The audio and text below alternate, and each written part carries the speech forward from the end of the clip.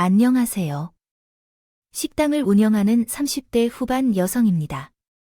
요즘에는 먹고 살기 힘들다는 소리가 절로 나오지만 하나뿐인 아들을 보면서 열심히 살고 있어요.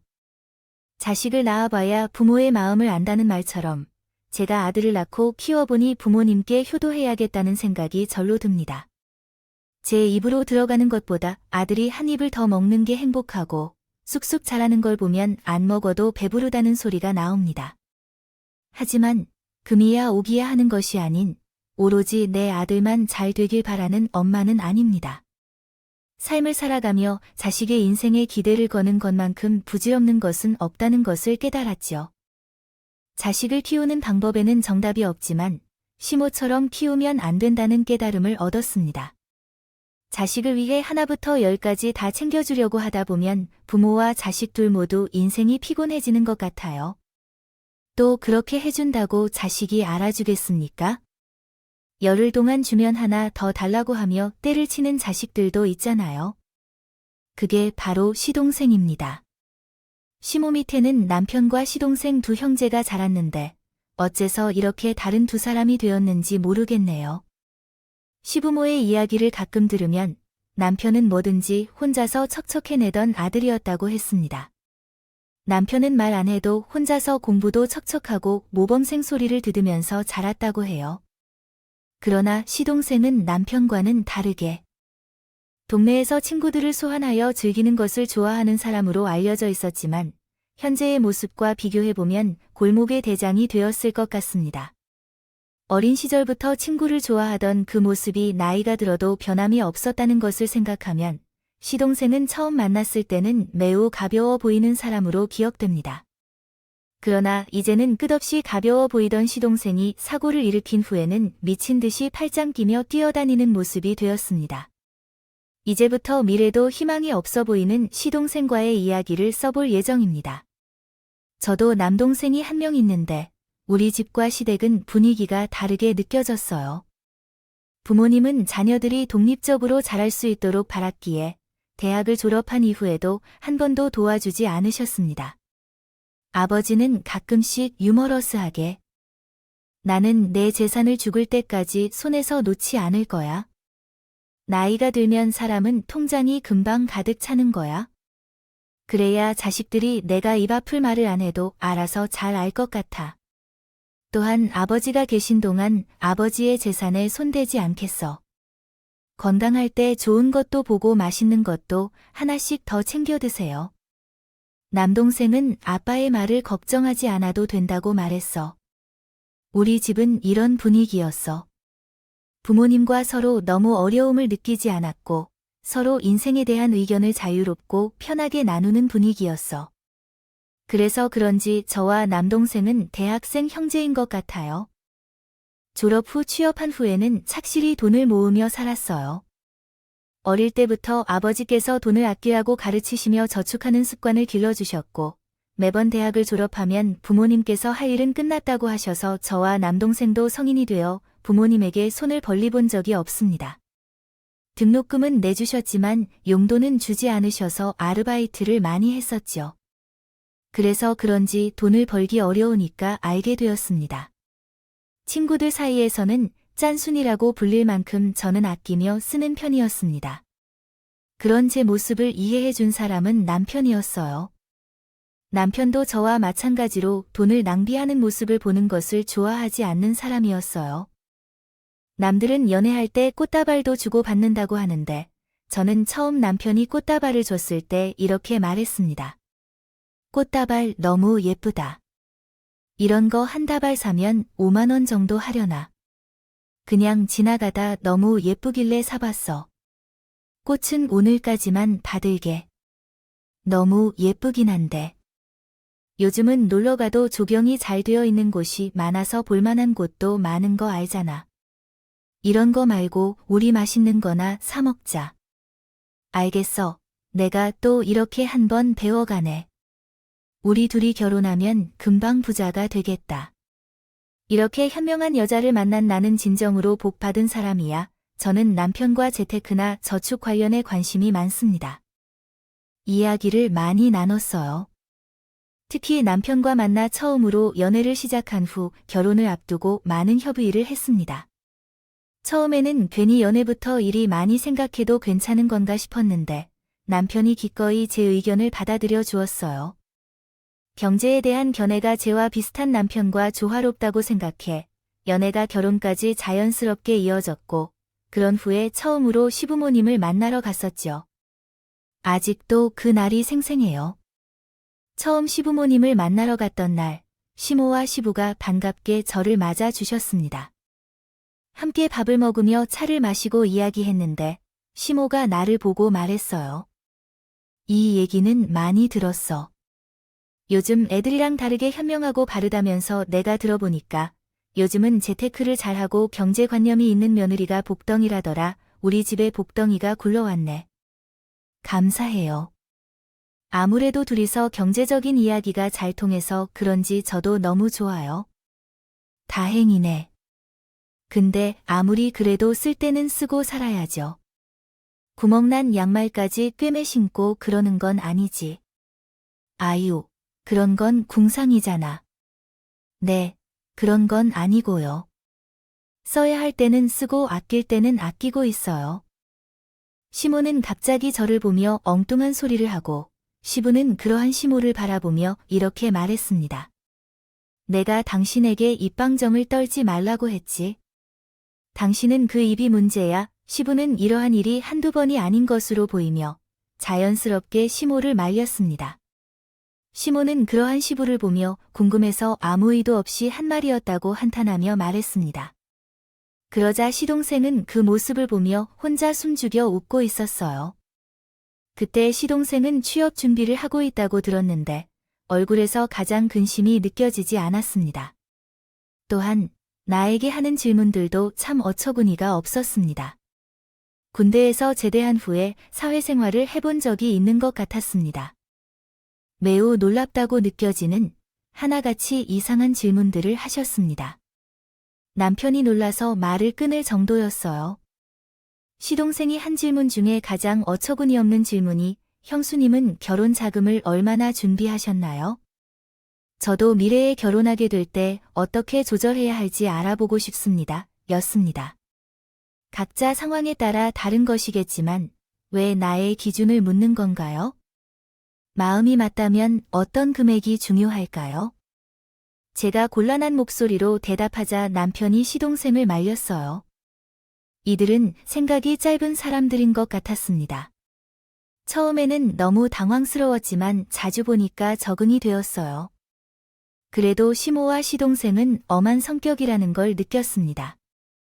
지킬 줄 아는 분이라 시모와 시동생을 꽉 잡고 계셨습니다. 시모와 시동생이 이상한 소리를 한다 싶으면 시부가 어김없이 막았거든요. 남편도 시부가 워낙 엄한 아버지라서 사춘기도 조용히 지나갔을 정도라고 했습니다. 그래서 저는 시모와 시동생이 흠이라고 생각을 안 했어요. 그렇게 남편과 저는 양가 도움 없이 둘만의 힘으로 가정을 꾸렸습니다. 그동안 둘이 모았던 돈에 대출을 끼워서 집을 구했어요. 비록 대출이 있는 집이었지만 보금자리가 생긴 것 같아서 행복했습니다. 남편과 저는 앞으로 아껴서 집도 더 넓혀가자고 했습니다. 다짐했습니다. 결혼 후 1년 만에 아이가 생겼고 건강한 아들을 출산했습니다. 시아버지는 정말로 기뻐했고 남편도 시아버지가 그토록 기뻐하는 것을 보고 놀랐습니다. 아이를 낳고 산후조리원에서 몸을 쉬고 집으로 돌아왔을 때 시아버지가 보내준 아기 침대가 있었습니다.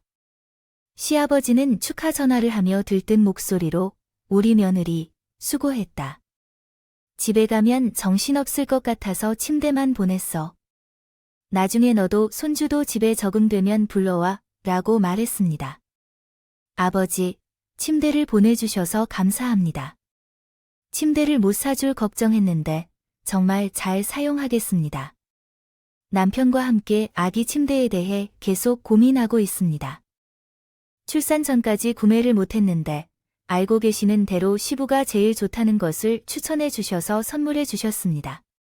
시부는 항상 저와 남편을 살들이 챙겨주셨어요. 그렇다고 크게 띵들거나 그런 성격도 아니셨고 감사해서 뭔가 해드릴까 하면 그냥 잘 살면 된다고 하며 신경 쓰지 말라고 하셨습니다. 그 덕분에 참 든든했어요. 하지만 시모는 이 시부와는 전혀 다른 사람이었죠. 아들이 100일이 지나고 육아에 많이 힘들어할 때 제 손목이 특히 안 좋았어요. 여자들은 아이를 낳으면 온몸이 아프다고 하지만 그 정도면 괜찮다고 생각하나 봐요. 정도는 아니었다. 그러나 어느 날부터 시어머니가 자꾸 시아버지 댁에서 사용하던 접시, 냄비와 같은 것을 가져오시곤 했다. 한 번에 한 상자를 가져오셨을 때 나는 시어머니를 보며 말했다. 어머님, 이게 다 뭐예요? 이런 것들은 정말 가져다 주실 필요 없어요. 에이, 나는 아들을 둘이나 낳아봤으니 알잖아. 너는 지금부터 손목을 아껴 써야 해. 나중에 되면 숟가락도 제대로 잡지 못할 수도 있어.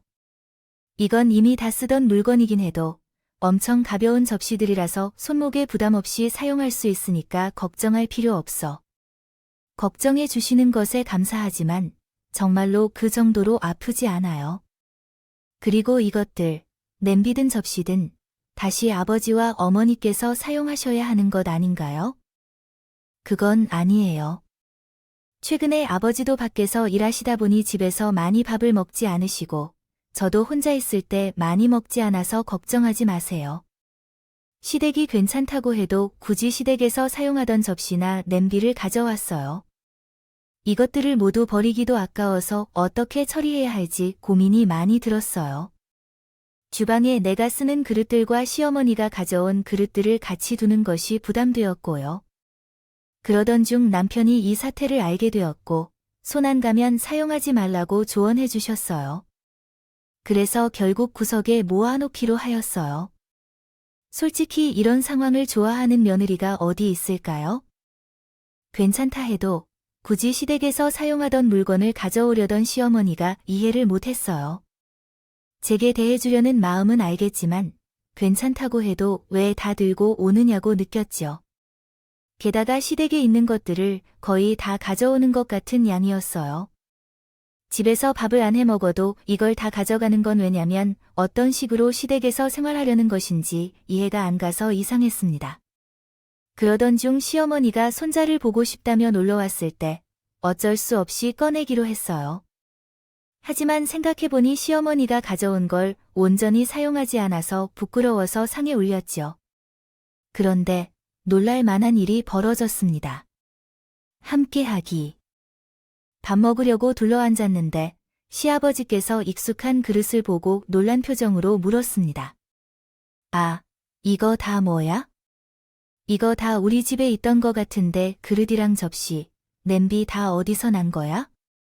이거 어머님이 저 손목이 안 좋다고 가져오셨어요. 전 괜찮다고 했는데 다 챙겨오셔서 저도 어쩔 수 없이 받았어요. 뭐야, 내가 이 여편 내를 진짜 청소하다가 선반이 내려앉아서 다 깨졌다며. 그래서 식기 세트 어쩔 수 없이 샀다면서 지금 나랑 장난해? 시아버지의 호통에 시모는 깜짝 놀란 표정으로 시아버지를 쳐다봤어요. 그리고 억울하다는 듯 말했습니다. 왜 그렇게 화를 내? 어차피 얘네는 아껴 쓰는 애들인데 주변 잘 쓰잖아. 내가 편하게 쓰라고 공짜로 주신 거잖아. 고마운 마음이겠죠. 손목이 아프다고 하면 약을 살 테니까. 주던가 안 하면 낮에 할 일이 없으면 와서 손목이라도 좀 봐주거나 내가 그럴 줄 알았어. 어쩌다 요즘 조용하더라니. 아이고 속이 터져. 나는 뭐 젊은데 애를 보고 있게 다 생각해서 해줘도 그래. 시모 씨, 말해. 저는 너무 당황스러웠어요. 이것이 무슨 말도 안 되는 소리인지 생각했습니다. 아무리 아끼려 해도 제가 사용했던 그릇을 받아서 사용할 정도로 아끼는 사람도 아니고 무엇보다 원하지도 않았어요. 그래서 난 시모에게 화나는 목소리로 말했습니다. 어머니, 저는 이런 걸 바라진 않았어요. 그리고 잘 쓰지도 않았는데요. 괜찮다고 했는데도 굳이 가져오셔서 오늘 오신다고 해서 꺼냈어요. 좀 봐주세요. 엄청 사치스러워졌는데 공짜로 주면 좋아해야지. 제가 달라고 한 것도 아니었는데 누가 좋아할까요? 이미 쉽게 다 사셨으니까 주신 건 제가 알아서 처분할게요. 그리고 저 아무리 아껴 살아도 아낄 게 있고 안 아끼는 게 있어요. 그러니까 앞으로 이런 거 주지 마세요. 너무 억울해서 시모한테 하소연하듯이 말했어요. 남편도 시모를 보면서 제발 그러지 좀 말라고 했습니다. 지금 생각해도 어이가 없어요. 쓰던 것을 전부 우리 집에 가져가주고 시어머니 집에 가면 모두 새로 산 것을 보니 놀랐어요. 나중에 알게 되었더니 15살이 그냥 버려지는 것이 아까워서 우리 집에 모두 줬던 것이었어요. 실제로 우리 부부가 사용하도록 고의적으로 준 것이라고 말해야 할까요? 버리기엔 아까웠고 사용하기도 싫어서 우리 부부에게 준 거예요. 그래서 시어머니가 관여하지 않도록 말린 적도 있었는데 그때부터 제와 시어머니 사이가 어색해졌어요. 15살 앞에서 그럴 것임을 상상도 못했어요. 그래도 어느 정도 시어머니 간섭이 없어서요. 그건 굉장히 좋았어요. 중간중간에는 시부가 시모를 단속하고 있는 것 같았습니다. 아들이 돌이 지날 때까지 중간중간 시모와 부딪히는 일은 있었지만 남편과 시부 덕분에 견뎠습니다. 그러던 중에 시모와 제가 본격적으로 대립을 시작한 건 장사를 시작한 후였죠. 아들이 어린이집에 다녀가며 커가는 동안 저는 장사를 시작했습니다. 회사를 다니면서 아이를 키우는 데에는 제약이 많았어요. 그래서 남편과 함께 큰 결심을 하고 프랜차이즈 육개장 식당을 차린 거죠. 정말 신중하게 결정한 일이었어요. 걱정도 많았기 때문에 만반의 준비를 했고요. 점점 늘어가는 것 같은데 제자리를 잘 유지하고 있는 것 같아요. 그래서 회사를 퇴사할 때 생긴 퇴직금으로 시작했어요. 현재는 아직 아파트 대출이 남아있어 가게를 오픈하면서 대출이 더 늘어났는데 가게가 잘 되길 바라면서 열심히 준비했습니다. 처음 문을 열고 얼마 지나지 않아 많은 손님들이 찾아왔고 아르바이트생들과 친정 엄마의 도움으로 일손을 잡기도 했어요. 몇 달이 지나자 손님 수는 조금 줄었지만 매출은 안정적으로 나오며 가게가 안착해가고 있었어요. 1년 정도가 지난 지금은 가게 운영에도 익숙하여 상당히 자신 있게 됐어요. 하지만 여전히 대출을 갚느라 현금은 부족한 상황이었죠. 현재로서는 손님이 많고 매출도 정말 좋은데 왜 그렇게 아껴서 키우나요? 묻는 정도였어요. 정말 그 당시에는 비숑이 키우기 어려운 시기였어요. 이런 사정을 이해해주지 못했던 분이 시몬이었어요.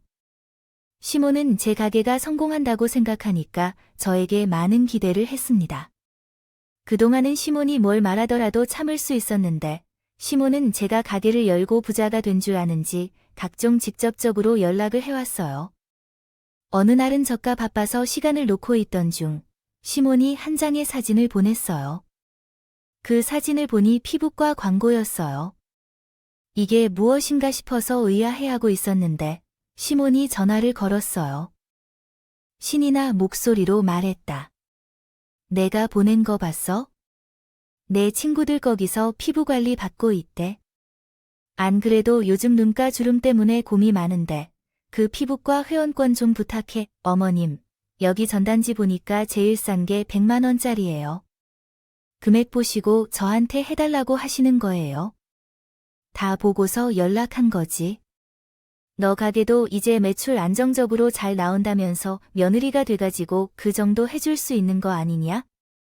다른 집 며느리들은 살갑게 먼저 마사지도 받으러 가자고 하고 먼저 이런 것도 다 해준다는데 너는 내가 왜 이렇게 딱딱해? 저희 사는 집도 아직 반은 은행 거예요. 갚아야 될 대출금이 얼만데 그런? 소리 지르지 마세요.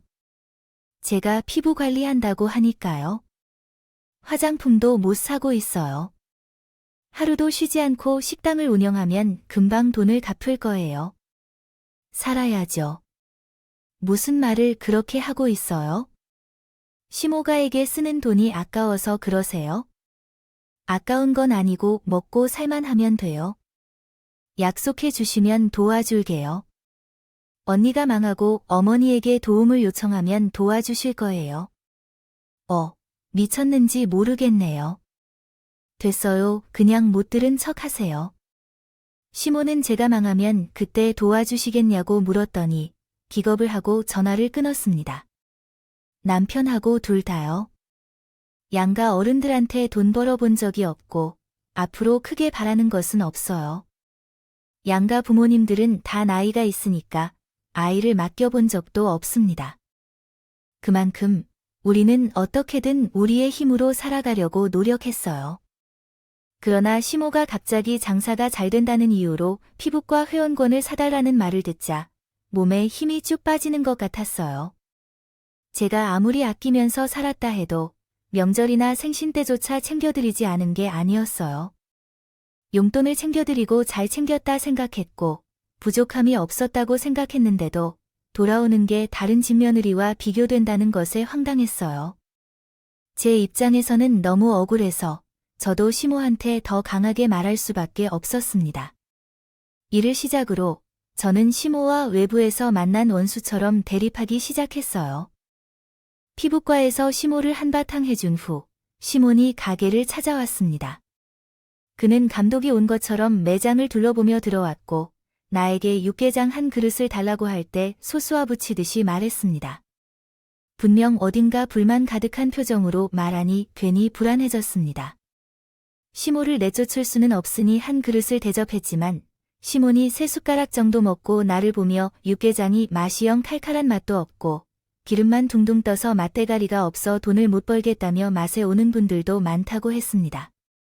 어떻게 가게에서 개인 입맛을 모두 맞출 수 있겠느냐며 말했습니다. 입맛이 까다로운 것도 아니고 왜 내 입맛을 못 맞춰주냐고 어머님. 절이 싫으면 중이 떠나야지.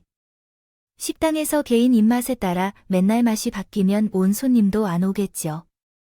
장사를 이렇게 하니 매출이 제대로 나오지 않아. 내 얘기가 틀리지 않아. 어머님은 장사를 안 해보셨지만 그래도 제가 더 해봤는데 당연히 제가 더 잘 알죠. 게다가 저번에 아버님께서 어머님과 함께 드신 육개장은 잘 드셨다고 하셨는데요. 갑자기 왜 이러세요? 내가 언제 그리고 이것 봐, 머리카락 나온 걸 봐, 시모는 갑자기 그릇에서 머리카락이 나왔다며. 머리카락을 들었어요. 그런데 정말 그 머리카락은 누가 봐도 시모의 머리였습니다.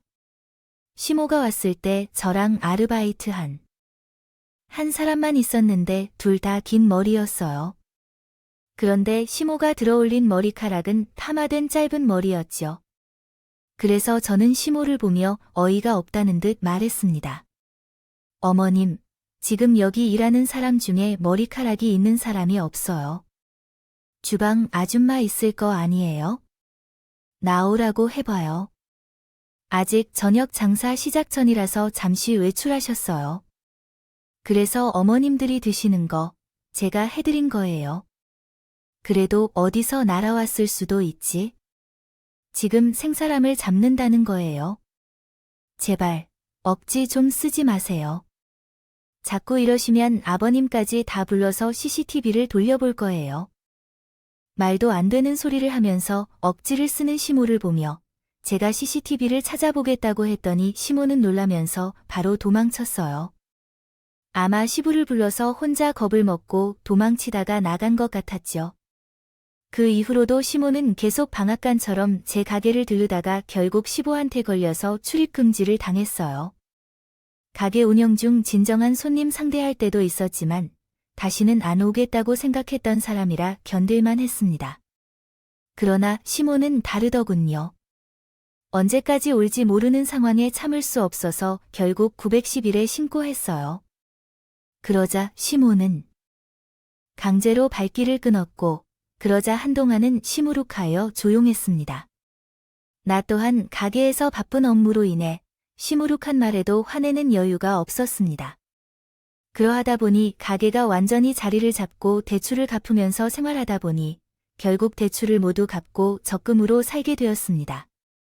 남편과 함께 우리는 마이너스에서 플러스로 변하였다고 자랑스러워하며 서로 껴안았습니다. 우리 아들이 유치원에 입학할 때 우리가 얻은 여유는 더할 나위 없었고 기쁨으로 가득 찼습니다. 현재 남편과 나는 월 100만 원씩을 4년 만기 적금에 넣는 것뿐만 아니라 초등학교에 입학하는 우리 아이를 위해 학원도 보내야 하는 상황입니다. 돈을 써야 할 곳이 많아서 돈을 모으기 시작했고 혹시 좋은 집이 있다면 이사를 해도 괜찮을까 고민하며 저희가 돈을 모았습니다. 대략 2년 정도 돈을 모으는 동안 우리 아들은 드디어 초등학교에 입학했고 그때쯤 동생은 결혼을 하겠다며 분주한 시간을 보냈습니다. 어디선가 설레이고 있을 때 아직 어른들께 인사도 못 드렸는데 동생이 결혼한다고 하니 난리도 아니었습니다. 하지만 제게는 못 보고도 알 수 있는데 모은 돈은 없고 회사에는 잠깐 다녀서 나온 동생은 어디서 돈을 구하려는 걸까 의문이 들었습니다. 남편도 흥분하는 동생을 보며 너 돈을 모았냐 집을 알아봤는데 돈이 되게 라고 말했어요. 결혼 후에 돈을 모아요. 형도 결혼 후에 본격적으로 잘 살게 되었거든. 그 시작은 정말 미친 것 같아. 돈이 있어야 집을 사고 또 돈을 모아야 해. 다 내가 알아서 할 거야. 진짜 놓치기 쉽지 않은 여자라서 지금 서둘러야 한다는 거야? 시동생 말에 정말 놀랐어요. 남편과 나는 시동생의 행동을 보면 큰 사고가 날 것 같다고 생각했다. 신경 쓰지 말고 그냥 넘어가라고 했어. 만약 정말 심각하다면 부모님이 말릴 거라 생각했어. 하지만 시모는 시동생이 그렇게 행동해도 아무 생각이 없는 것 같았다. 특히 시동생이 집에 와서 결혼하겠다며 여자를 데리고 인사를 했을 때 입이 귀에 걸려 있었어요. 청순한 얼굴에 싹싹하고 정말 참해 보였죠. 저런 사람이 어떻게 시동생 같은 사람과 결혼을 하겠다고 결심했나 싶었습니다. 차도 외제차 리스까지 받아서 술 마시고 살아도 마이너스인 사람이 시동생이었어요. 그런데 대체 어디서 돈이 났는지 의문이었습니다. 게다가 시동생은 6억짜리 집에 입주 예정이라며 자랑을 늘어놓기 시작했어요. 대체 무슨 돈으로 가나 싶었는데 시모가 정규 휴무라 집에서 쉬고 있는 저를 찾아왔습니다. 그럴 사람이 아닌데 양손에는 과일까지 사들고 온 거예요. 무슨 중대하게 할 말이라도 있는 사람인지 궁금했습니다. 그래서 같았습니다. 그러자 시모가 사온 과일을 깎으면서 말했어요. 무슨 일 있으세요? 곧 남편이 아들을 학원에서 데리러 올 텐데 같이 저녁이라도 드시면서 천천히 말씀하셔도 괜찮아요. 아니요, 뭐 그렇게 대단한 말은 아니고 네가 한나 있는 시동생이 장가갈 거 아닌가? 그러니까 여윳돈이 있으면 돈 좀 보태달라고 그 말하러 왔지. 제가요? 제가 돈이 어디 있어요? 안. 그래도 초등학생이라 나갈 돈도 많아요. 제 코가 석자인데 도련님 결혼할 돈이 어디 있겠어요? 너도 자식 낳아서 키워보니까 알지. 얼마나 애틋해. 하나라도 더 해주고 싶잖아. 그럼 내 맘 좀 이해해줘. 막내가 안 그래도 나한테 제일 아파. 손가락이어도 도와주고 싶어서 그래요. 정말 돈이 없어요. 그리고 왜 저가 도련님 결혼 자금을 보태야 하죠? 머리 털 나고 그런 소린 처음 들어봐요. 저도 정말 먹고 살기 힘들어요. 만약 며느리면 집안 장녀랑 같은 건데 너 정말 너무해요. 시집 왔으면 시댁에서 생기는 일에 적극적으로 도와야지. 진짜 피도 눈물도 없네. 지질이 궁상 떠는 걸로는 내가 대한민국에서 1등이야. 죽을 때 갈 거야. 저는 돈이 죽을 때 다이고 갈 거예요. 그리고 형편에 맞게 도와주는 거지. 이렇게 무리해서 도와주는 게 무슨 의미가 있어요? 어머님이 이렇게 해주시니까 도련님도 제멋대로 사는 거 아니에요? 내가 사온 과일을 먹지 말라니 뭐야? 이미 껐으니 돈으로 내놓으라고. 시몬이 갑자기 지금 간 과일값을 내놓으라며 화를 냈어요. 대화를 하다 보니까 시모 어젯밤은 언성이 높아졌고 마침 아들과 들어오던 남편이 전부 듣게 됐습니다. 남편은 과외를 전부 챙겨가려고 가방까지 열고 있는 시모를 어이없다는 듯이 바라봤어요. 남편은 시모를 보면서 한숨을 쉬며 말했습니다. 기어코 돈 얘기하러 오신 거예요? 정말 왜 그러세요? 내가 아내한테 잡혀서 하는 것 같으니까 내가 내 마누라 좀 잡으러 왔다. 왜 나는 며느리 눈치 보면서 살아야 되는 거냐? 눈치 보라는 게 아니에요. 우리 부부예요. 지금까지 손을 벌린 적이 없어요. 그런데 어떻게 쟤를 찾아와서 동생 결혼식에 보태라는 말을 하러 오실 수 있겠어요? 너는 내 동생 불쌍하지도 않아요. 겨우 짝을 찾아서 장가 간다는데요. 엄마가 뒤에서 이렇게 다 해주니까 더 막 살고 있는 거예요. 지금도 한 달 월급이 전부 대출금으로 나가는 건 알고 계세요. 말도 안 되는 외제 차리스도 감당 못하면서 지금은 6억짜리 아파트에 들어가겠다고 허풍을 왜 떠나 했는데 또 엄마가 이렇게 동거하고 다니네요. 그냥 나가세요.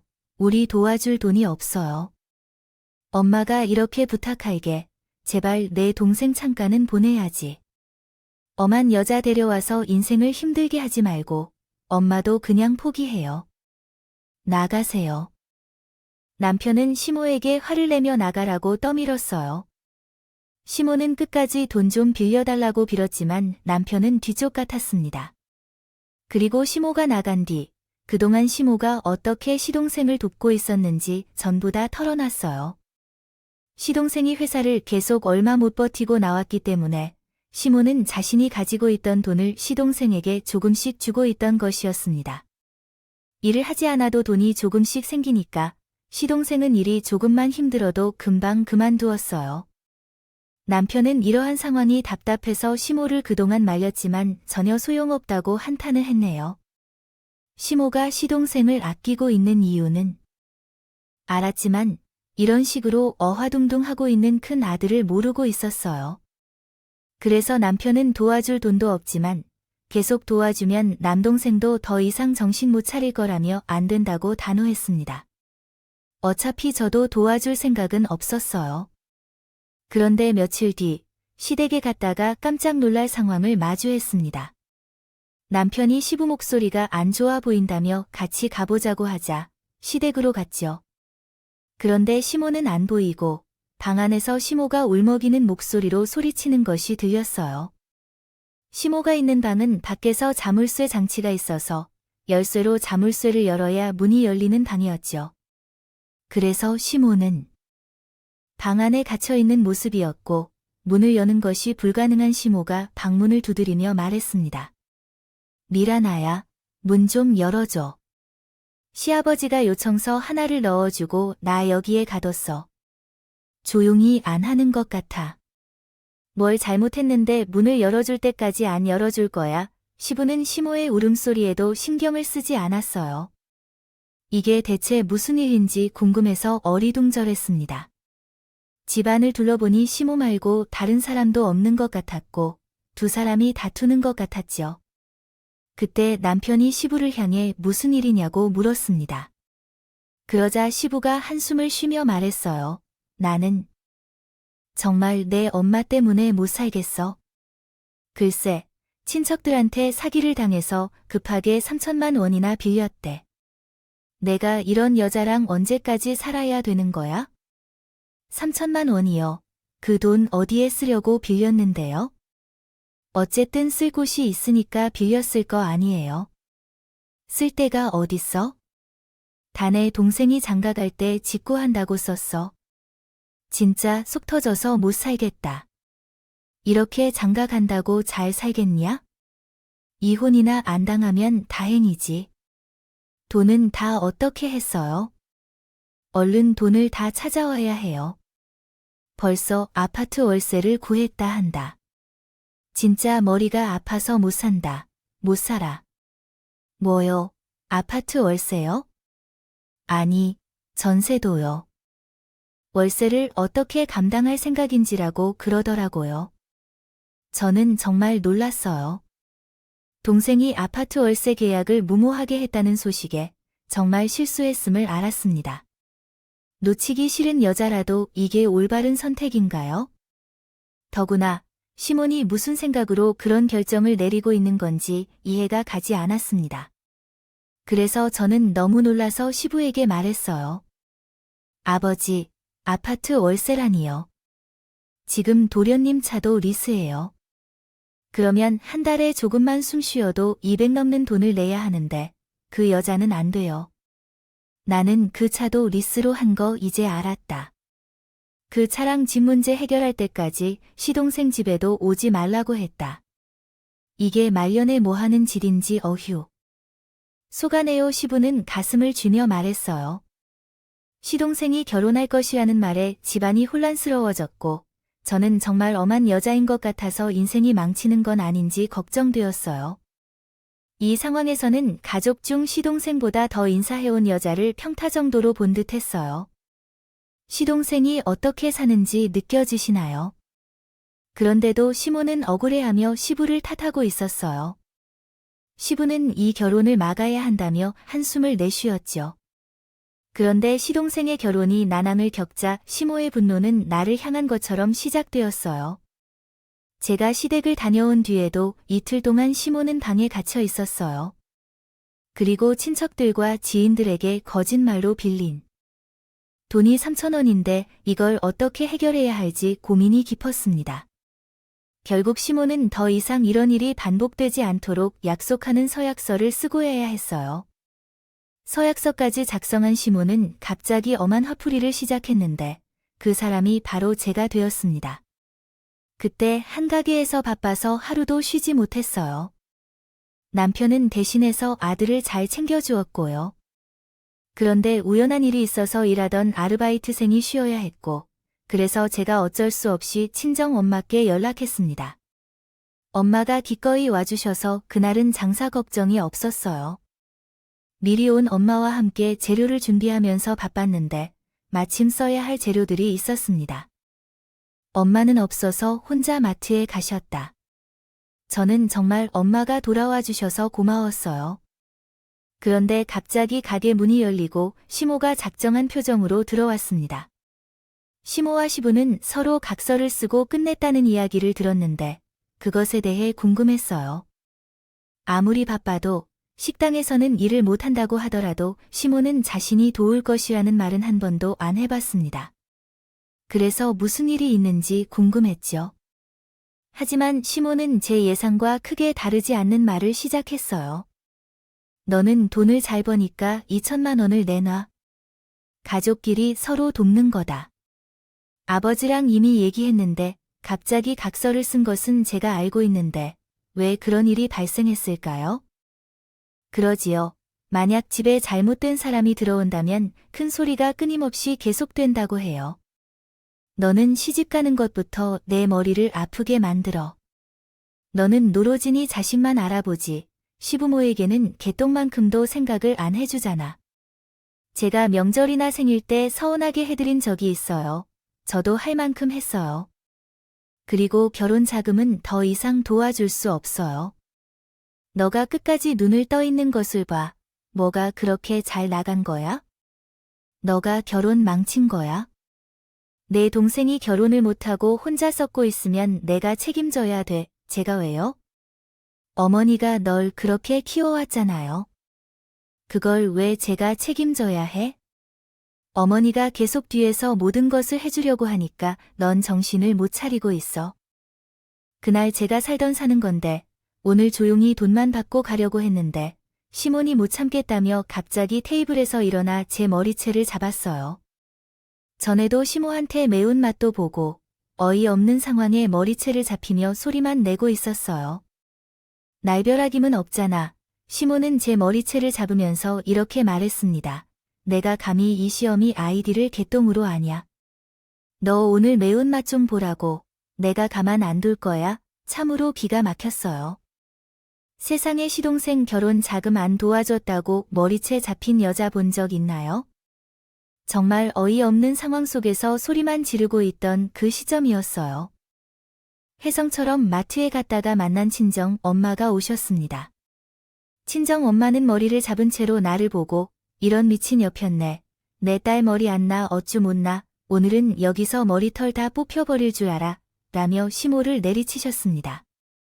엄마는 거듭 시모를 내리쳤고 시모는 갑자기 나타난 친정 엄마를 보고는 놀란 듯 했습니다.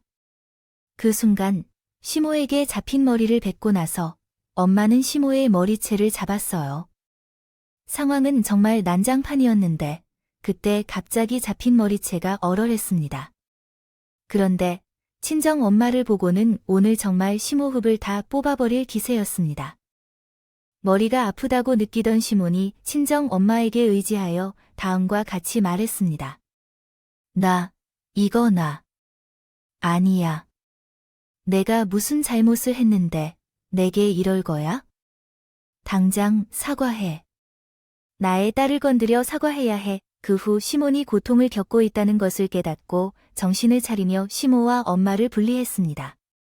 시몬은 울면서 남편에게 전화를 걸었는데 전화 속에서 며느리가 시어머니를 모욕하며 우는 소리를 들을 수 있었습니다. 때마침 일 중 온 남편에게 전화했던 시몬은 아들에게 이렇게 말했습니다. 아들, 지금 사돈과 며느리가 나를 죽이려고 해. 내가 정말 억울하다. 날 살려줘. 나는 자식이 없어서 너무 힘들어. 아니라서 억울해서 이렇게 살 수 없어요. 엄마가 시모를 보면서 기분이 상한 표정이었어요. 제가 얼마나 노력해도 시모의 모습에 적응이 되지 않는데 엄마는 어떻게 계셨을까요? 결국 남편은 회사를 조퇴하고 가게로 뛰어왔어요. 난장판이 된 가게를 보고 남편도 어이없어하는 표정이었어요. 남편이 도착하자마자 CCTV 영상을 보여주었습니다. 영상에는 시모가 제 머리카락을 잡는 것이 생생히 담겨 있었고 시모는 놀라 눈치를 살피더군요. 남편은 영상을 모두 본 후 자초지종을 물었어요. 저는 결심한 듯 했죠.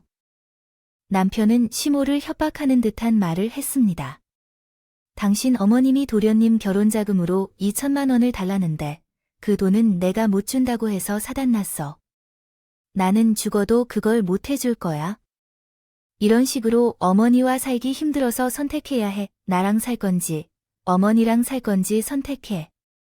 남편은 죽어도 어머니와 함께 살 수 없다고 하자 고개를 숙여 한숨을 쉬었고 그 다음에 시모를 향해 왜 이러시는지 물었습니다. 정말로 장모님께 죄송해서 못 살겠어.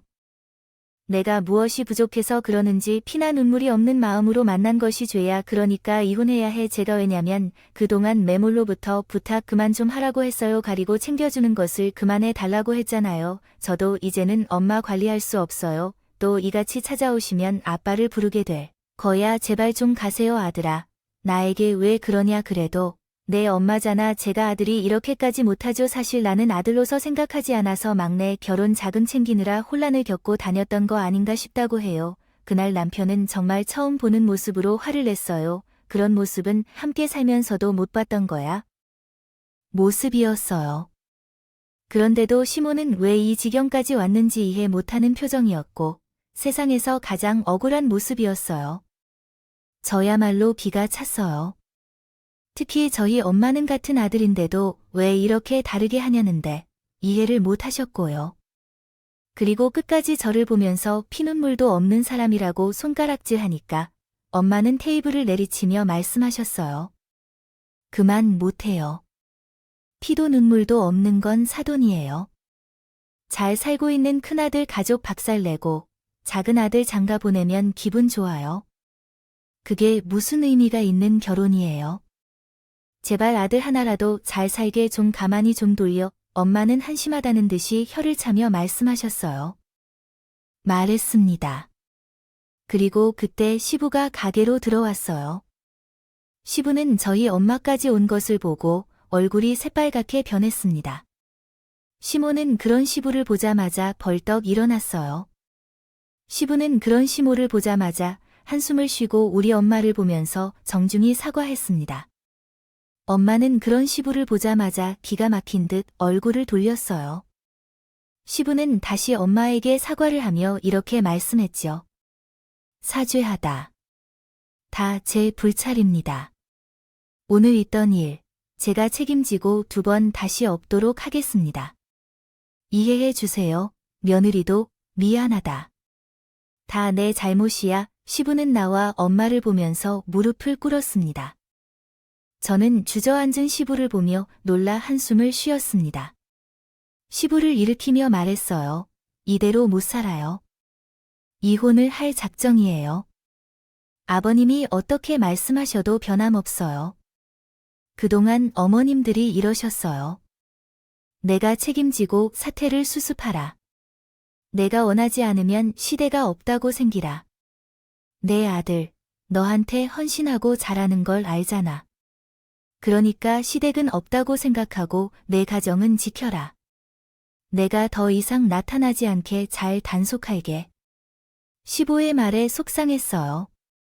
그래도 오늘은 시모한테 당한 것이 너무 기가 막히고 화가 났어요. 결국 그날이었어요. 장사를 마치고 사람들이 하나둘씩 집으로 돌아갔습니다. 친정의 엄마는 저를 따라 우리 집으로 왔고 남편은 저와 엄마를 계속해서 사과하면서 지켜보고 있었습니다. 시부도 시대가 없다고 생각하라고 했던 그 말처럼 남편은 저를 향해 말했습니다. 장모님께 오늘 범한 죄는 앞으로 제가 갚으며 살겠습니다.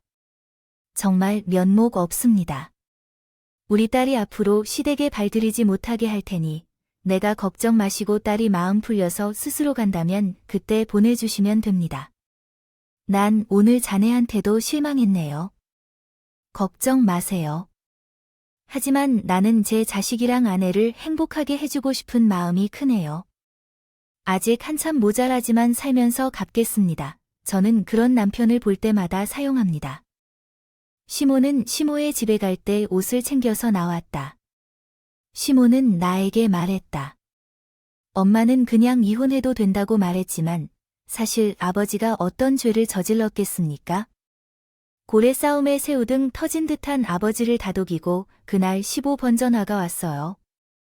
그리고 앞으로 시모가 아빠에게 절대로 연락 못하도록 핸드폰도 빼앗겼다면서 걱정하지 말라고 하였으며 가게에도 결코 못 가도록 할 테니까 장사에 대해서는 신경 쓰지 말라고도 말씀했습니다. 그리고 며칠 뒤에 시모는 시부와 함께 찾아왔다. 시모는 고개를 숙이고 울먹이면서 나에게 사과했다. 미안하다. 나는 작은 아들이 결혼하면 정신을 차릴 줄 알았어. 장가만 보내놓으면 잘 살 줄 알았는데 내가 잘못 생각했어. 미안해. 그리고 그 결혼도 이미 모두 잘못되었어. 모든 것은 내 잘못이야. 마음이 풀려도 난 오지 않아도 괜찮아. 지금까지 어리석게 했어. 미안해. 정말. 시모는 끊임없이 사과를 했고 나는 그러한 모습을 보고 살해하였지만 관계가 회복되는데 시간이 걸릴 것 같아요. 아직도 가게에 가면 그 날이 생각나서 서운했어요. 남편도 편안하게 하라고 했고 시부도 그것에 동의해 주었습니다. 시모가 집에 후회할 이유가 있어요. 시동생이 결혼하려 했다는 소식이 들렸기 때문이죠. 시동생이 말했던 6억짜리 아파트 등기부등본을 확인해 본 결과 당연히 집주인이 다를 수밖에 없었고 그 집에서는 결혼을 엎어버린 상태였습니다. 그리고 집을 샀다고 자랑하던 시동생에게 실망한 여자는 집안에서 그동안 시동생이 한 말이 모두 거짓이었음을 알게 되어 화혼을 선언한 상태였습니다. 특히 시동생과 만남을 이어왔던 여자는 시동생에게 받은 선물을 들고 시댁까지 찾아와서 이렇게 말했다고 합니다. 인생이 다 거짓말이더라. 집도 샀다더니 뻥이고 차도 리스에 빚은 산더미라 하면서 이것 딴에 형이랑 아버지가 찾아와서 사과하듯이 말하시는데 너야말로 부모님을 창피하게 하지 않은 걸까? 그리고 이 가방이 짝퉁이라는 건 너가 알아서 버리든가 태워버리든가. 제발 한 번만 나를 조금만 기다려주면 나는 정말 성공해서 갚겠어. 난 이걸 안 먹었는데 내가 너를 어떻게 믿고 살아가겠냐. 정신 좀 차리고 오지 못하겠니? 그러다가 알고 보니 시동생이 결혼식 장소에서 시동생이 한 모든 거짓말을 완전히 알아버렸다고 합니다. 그 후 남편과 시부가 직접 사과하러 가서 지금까지 있었던 모든 상황에 대해 진심으로 사과하고 파혼을 결정했다고 해요. 그런데 시동생은 이 사실도 몰랐고 여자에게 계속 잡혀다니다가 비참하게 차였다는군. 그 충격으로 한동안 술에 취해 있었다는 것 같아요. 지냈어요. 정말 너무나도 한심했습니다. 그런데 와중에 또 회사를 그만둔다고 해서 시어머니가 시동생을 쫓아냈다고 했어요. 남편은 시동생을 도와주지 않고 모르는 척 했습니다. 집에서 쫓겨난 후 한참을 방황한 시동생도 결국 공사장에서 일하고 있다는 것 같았어요. 이제는 자기 생활비를 도와줄 시부모도 없으니 어떡하죠? 벌어야 먹고 살 텐데 울며 겨자 먹기로 일을 시작한 거겠죠. 아마 용납해야 했던 것 같아요. 자식을 잘못 키우면 호랑이만 못하다는 속담이 있잖아요. 자식을 올바르게 키우지 못하면 큰 후환을 겪게 된다는 거예요. 꼭 이런 상황을 말하는 것 같아요. 시모가 조금만 더 일찍 깨달았다면 대출 인생을 사는 시동생이 탄생하지 않았을지도 모르겠어요. 저도 아들을 키워보니까 잘못도 감싸주고 싶은 마음이 들 때가 있어요. 그래도 올바르게 자라길 바라는 마음에 매를 드는 거예요. 이런 과정이 있어야 정말 바른 아이가 된다고 믿고 있어요. 당근과 채찍은 동시에 쓰는 거라고 하잖아요. 그래서 시동생이 아무리 힘든 시간을 보내고 있어도 온 가족이 전부 외면하고 있어요. 그동안 당근만 먹던 시동생도 인생의 쓴맛을 견뎌야 해요. 지내보니까 가족만큼 옆에서 쓴소리를 제대로 해줄 수 있는 사람도 없는 것 같아요. 같습니다. 바늘같이 다 잘 되길 바라는 말이지만 뜯어보면 안에는 따뜻함이 있을 것이라고 생각합니다. 구독자 여러분도 정말 가족을 소중히 여긴다면 쓴소리도 해주면서 서로 바른 길로 인도하며 함께 살아가길 바랄게요. 모두가 평안한 가정에서 화목하게 살기를 기원합니다. 감사합니다. 음악